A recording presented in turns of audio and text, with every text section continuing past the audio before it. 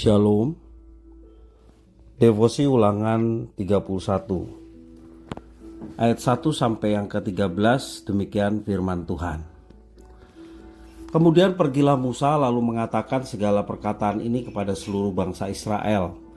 Berkatalah ia kepada mereka, aku sekarang berumur 120 tahun. Aku tidak dapat giat lagi.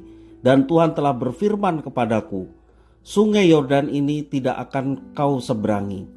Tuhan Allahmu, dialah yang akan menyeberang di depanmu. Dialah yang akan memunahkan bangsa-bangsa itu dari hadapanmu, sehingga engkau dapat memiliki negeri mereka. Yosua, dialah yang akan menyeberang di depanmu seperti yang difirmankan Tuhan. Dan Tuhan akan melakukan terhadap mereka seperti yang dilakukannya terhadap Sihon dan Og, raja-raja orang Amori, yang telah dipunahkannya itu, dan terhadap negeri mereka. Tuhan akan menyerahkan mereka kepadamu, dan haruslah kamu melakukan kepada mereka tepat seperti perintah yang kusampaikan kepadamu. Kuatkan dan teguhkanlah hatimu. Janganlah takut dan jangan gemetar karena mereka, sebab Tuhan Allahmu, dialah yang berjalan menyertai engkau. Ia tidak akan membiarkan engkau dan tidak akan meninggalkan engkau. Lalu Musa memanggil Yosua dan berkata kepadanya di depan seluruh orang Israel, kuatkan dan teguhkanlah hatimu, sebab engkau akan masuk bersama-sama dengan bangsa ini ke negeri yang dijanjikan Tuhan dengan sumpah kepada nenek moyang mereka untuk memberikannya kepada mereka, dan engkau akan memimpin mereka sampai mereka memilikinya. Sebab Tuhan, Dia sendiri akan berjalan di depanmu. Dia sendiri akan menyertai engkau. Dia tidak akan membiarkan engkau dan tidak akan meninggalkan engkau. Janganlah takut dan janganlah patah hati. Setelah hukum Taurat itu dituliskan Musa, maka diberikannya kepada imam-imam Bani Lewi yang mengangkut tabut perjanjian Tuhan, dan kepada segala tua-tua Israel. Dan Musa memerintahkan pada mereka demikian.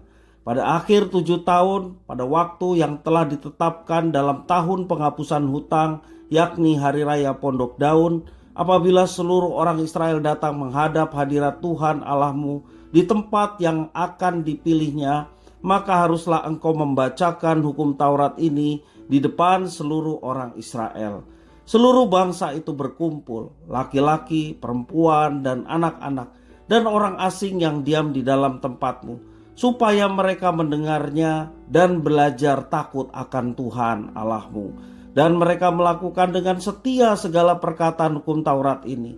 Dan supaya anak-anak mereka yang tidak mengetahuinya dapat mendengarnya dan belajar takut akan Tuhan Allahmu. Selama kamu hidup di tanah kemana kamu pergi, menyeberang sungai Yordan untuk mendudukinya. Demikian firman Tuhan.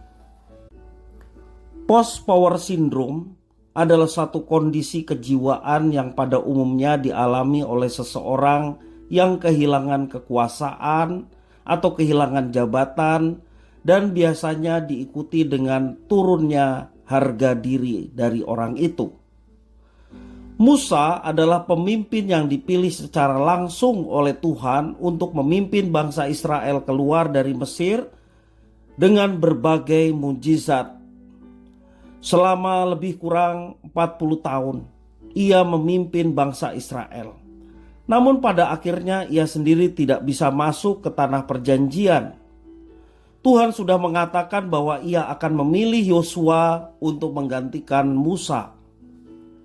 Sebagai seorang pemimpin besar, Musa sangat mungkin mengalami post-power syndrome. Namun itu tidak sama sekali terjadi pada diri Musa. Sebaliknya ia mempersiapkan Yosua dengan begitu baik.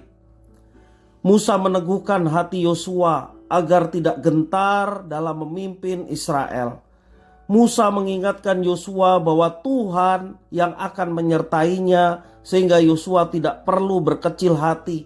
Yosua harus berani menjalaninya karena ada Tuhan yang akan mendukung, menyertai, dan memberkati Yosua. Di sisi lain, Musa juga mempersiapkan bangsa Israel dengan mengumumkan pemilihan Tuhan atas Yosua dan penyertaannya atas mereka semua. Hal ini penting sekali agar orang-orang Israel tidak membandingkan dan kemudian meragukan kepemimpinan Yosua. Biasa sudah dipimpin oleh Musa, kemudian dipimpin selain Musa, seringkali orang membanding-bandingkan. Biar mereka tidak membandingkan kepemimpinan, maka Musa sendiri yang memperkenalkan Yosua dan menyerahkan tongkat kepemimpinan kepadanya di hadapan bangsa Israel. Dengan belajar dari Musa, kita juga dapat melihat adanya kerendahan hati, sekaligus kebesaran hati dari seorang pemimpin yang patut diteladani oleh pemimpin-pemimpin Kristen pada saat ini.